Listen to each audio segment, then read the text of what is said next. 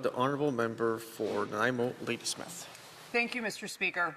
There's an old story about a traveler in the desert. Night had fallen, and the air had turned bitterly cold. The traveler had just enough space and just enough warmth to get through the night.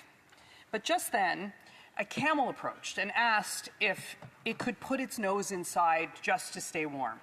The traveler agreed. It seemed harmless. But then the camel asked to bring in its head, and then its shoulders, and before long, the entire camel was inside the tent, leaving the traveler out in the cold. It's a simple story, Mr. Speaker, but it carries an important lesson. When we allow something small without thinking through where it leads, we can often end up somewhere very different from where we intended. Mr. Speaker, that is the caution we should keep in mind as we debate Bill C-22. Because this bill is about expanding the powers of the state into the digital lives of Canadians. And while each individual step may seem reasonable on its own, we have to ask ourselves where the path we are taking leads. Now, there's no disagreement in this House about the goal. We all want law enforcement to have the tools they need to go after child predators, organized crime, human traffickers, and terrorists. We all recognize that criminals are using modern technology to hide their activities and that the law must keep pace. Conservatives are always open to modernizing the law. But the question before us today is not whether to modernize. The question is whether Bill C-22 gets the balance right. Because modernization should not come and need not come at the cost of accountability. And it cannot come at the cost of the freedoms that Canadians expect us to protect. We've been here before in this parliamentary session, Mr. Speaker. The government tried to legislate for lawful access earlier in this session when Bill C-2 was introduced as a sweeping solution. It was broad, it was rushed, and it raised serious concerns across the board. The fact that we are now debating Bill C-22 is in itself an acknowledgement that the first attempt missed the mark. This bill is an improvement in many respects. It narrows certain provisions. It introduces some safeguards. But improvements do not mean that we have it right. There are still real concerns that we need to work through in committee as this bill wends its way through Parliament. To start, I want to talk about accountability. The National Security and Intelligence Committee of Parliamentarians found that our agencies do not systematically track the challenges they face with lawful access. Think about that. We're being asked to expand powers in an area where we do not even have consistent data on what is not working today. Where in this bill, then, is the requirement to track those challenges and report them clearly to Parliament? If we do not measure the problem, how can we claim to solve it? We also need to engage with the trust that Canadians have put in front of us. They are not legal experts, Mr. Speaker. Most Canadians are not reading every clause of this bill, but they still want to feel safe. They want to know who can access their information, under what conditions, and with what limits. And right now, those answers are not as clear as they should be. This bill lowers the threshold in key areas from reasonable grounds to believe to reasonable grounds to suspect. That may sound like a small change in the legalese, Mr. Speaker, but it's not. It is a real shift that makes it easier for the state to access personal information earlier in an investigation, and it needs to be studied carefully to ensure that it is absolutely necessary and minimally impairing of rights. When we combine lower thresholds with broader powers, we have to be very careful and ask whether we are gradually moving that camel further and further into the tent. I want to move to data retention, Mr. Speaker. This is something a number of speakers on this bill have touched on and something that I have received a lot of correspondence about from members of my community. In serious investigations, especially those involving children or violent crime, data can disappear quickly. In some cases, it's gone in 30 days. That makes it harder to hold offenders accountable. So yes, Parliament absolutely needs to address that. But the solution cannot be to collect and retain large amounts of data on everyone, regardless of suspicion, indefinitely. This bill allows for the retention of metadata, including information that can reveal locations and patterns of life, in some cases when combined with other information, but nonetheless in a way that has got a lot of people worried. We need to be asking basic but critical questions about this. Who is holding that data? Where is it stored? How long is it kept? And why would we apply this? Why do we need to apply this broadly instead of targeting serious offenses?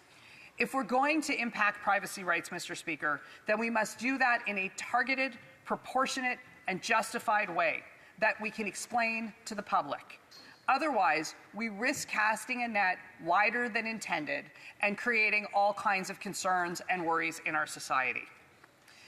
I want to move on to system vulnerability. This bill requires service providers to build and maintain systems that allow for lawful access. Again, the intention is understandable, but we have to be realistic about the risks. Creating access mechanisms can create vulnerabilities. We've seen in cases in other jurisdictions where systems built for lawful access were later exploited by hackers. Canadians have a simple expectation. They do not want backdoors into their private communications. And even if this bill does not explicitly create one, we need to be absolutely certain that it does not create independent pathways that could be abused. Again, secrecy and oversight are an issue. This bill relies somewhat on secret ministerial orders and delayed notice. In some cases, individuals may not know their data was accessed for years, if at all. Oversight that happens after the fact is simply not enough. If we're expanding powers, the safeguards must be strong, independent, and timely. Canadians need to know that there are real checks in place, not just internal reviews behind closed doors. Finally, we need to be honest about the broader picture. This bill addresses some challenges in digital investigations, but it does not address many of the issues Canadians are most concerned about when it comes to crime and public safety. It does not address repeat violent offenders. It does not address gaps in bail or sentencing. It does not solve the broader crisis we're seeing in communities across the country. So we need to be careful not to overstate what this bill will achieve. Our discussion and our debate today should not be about choosing between safety and freedom. Canadians deserve both. They deserve laws that allow police to do their jobs effectively, and they deserve to know that their rights are protected at the same time. That is the balance we are trying to strike, Mr. Speaker. The current iteration of Bill C-22 is a step in that direction, but it's not there yet. We need clearer accountability. We need stronger safeguards. We need to ensure that in trying to solve the problem, we are not quietly creating others. Because once these powers are granted, they are very difficult to take back. And that is why we have to get this right, not just for today, but for the future, so that Canadians can feel both safe and free, not one at the expense of the other. Because when the camel first asked, it did not ask to take over the whole tent. It did not demand. It asked politely. It asked for something small, something temporary, just enough to take the edge off the cold. And that is what makes the lesson here so powerful. The traveler did not make a bad decision out of carelessness. He made it out of compassion, out of reasonableness. He thought he was in control of the situation. But step by step, decision by decision, the situation changed until he no longer was.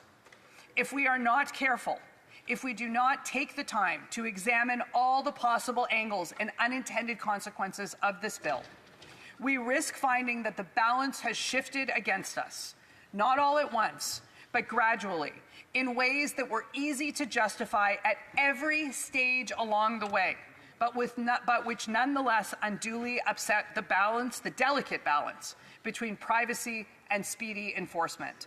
I look forward to continuing the debate and discussion on this important topic, Mr. Speaker. Thank you very much. Questions and comments. Questions et commentaires. L'honorable député de Côte. The Honourable Member for Côte-Nord, Kawawachi-Kamash, Nitassinan. Thank you very much, Mr. Speaker. I thank my colleague for the speech. We feel in the Bloc Québécois that it's unacceptable that the government is giving more powers to police officers and intelligence services by cutting the budget of the organization that monitors them. That organization saw 15% of its budget cut so that the government could try to save a few pennies. How does my colleague feel about that? Thank you. I thank my colleague for her question. Monsieur le Président, much for the question. I think that the honourable member has pointed out one of the really difficult issues that we are grappling with this government, Mr. Speaker, which is that they talk. And they say things that people want to hear, and they talk about making changes that need to be made. But somewhere behind the scenes, resources are not following the matter, and Canadians are not, in fact, getting what they need. And that's one of the main reasons that we really need to think about this, Mr. Speaker, and we need to work hard to get this right. Questions and comments. Questions et commentaires. The honourable member for York Centre. Thank you, Mr. Speaker, and I thank my friend for her speech. We recognize the necessity in protecting children online, especially protecting them from predators who access unlawful and criminal material. I'm wondering if my friend could tell me, why is it that she believes that the Liberals refuse to adopt the Conservative suggestion that in response to the Centerville decision that struck down the mandatory minimum sentencing for access and possession to materials that violate children, the Liberals decided they'll have none of it? Honourable member for Nanaimo Ladysmith. Thank you very much. I want to thank my honourable colleague for this question, and I also want to thank him for giving me the opportunity yesterday in the Justice Committee to ask questions about this very topic. It is a good example of how the Liberals giveth with one hand and take away with the other. It is incredibly important to protect children against predation, online and offline, and I hope that the government will see reason and restore the mandatory minimums for child sexual exploitation. Thank you. Questions and comments. Questions et commentaires. The honourable member for Sandwich Gulf Islands. Thank you, Mr. Speaker, and I know it may offend people. There are people who think there are too many lawyers in politics, but I don't think there are enough of us. And I want to thank the honourable member for Nanaimo Ladysmith, and her legal background showed through in the way she put together that critique on C-22. I'm also very concerned about changing from reasonable grounds to believe to reasonable grounds to suspect.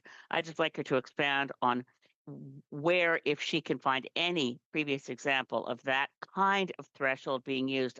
I can't find a previous example of reasonable grounds to suspect. Member for Nanaimo Ladysmith. Thank you, Mr. Speaker, and I really want to thank the colleague for the generosity in her comments. It means a lot to me when one of my colleagues from Vancouver Island recognizes the value that that we bring, that other members bring to this House. I like the honourable member. I have also looked for examples. The reality is that at the end of the day, suspecting and believing are two different things, and the government is creating yet another change that that dilutes rights in a way that is unclear, that the courts will have to grapple with, that will add to litigation, that will add to backlogs, that will add to the incredible weighty amount of legal mumbo jumbo that exists around, and I hope that the courts will. I hope that they will think very. I hope that the government will think very hard about what we're trying to do here. Thank you. Questions and comments. Questions et commentaires. We have time for a short one. The honourable member for Vernon Lake Country, Monashee. Well, thank you, Mr. Speaker. We've heard from the Liberals very much about how we're obstructing their bills and whatnot, even though they're filibustering their own committees, their own bills in committee. Usually that means that they're trying to create a narrative that we're obstructing. And I'd like the honourable member to talk about, do you feel that we're obstructing or debating this bill? Before I let the member respond, just a reminder, it's through the chair, not directly. We don't speak directly to members. The member for Nanaimo Ladysmith in 20 seconds or less. Thank you, Mr. Speaker. I think the fact that this bill is coming back to the House after on a second attempt to do this it shows the contribution that Conservatives and opposition can make to the important work that we do in this House. And I want to thank the government for listening to the things we raised the first time around, and I look forward to working with them in committee to make this bill even stronger.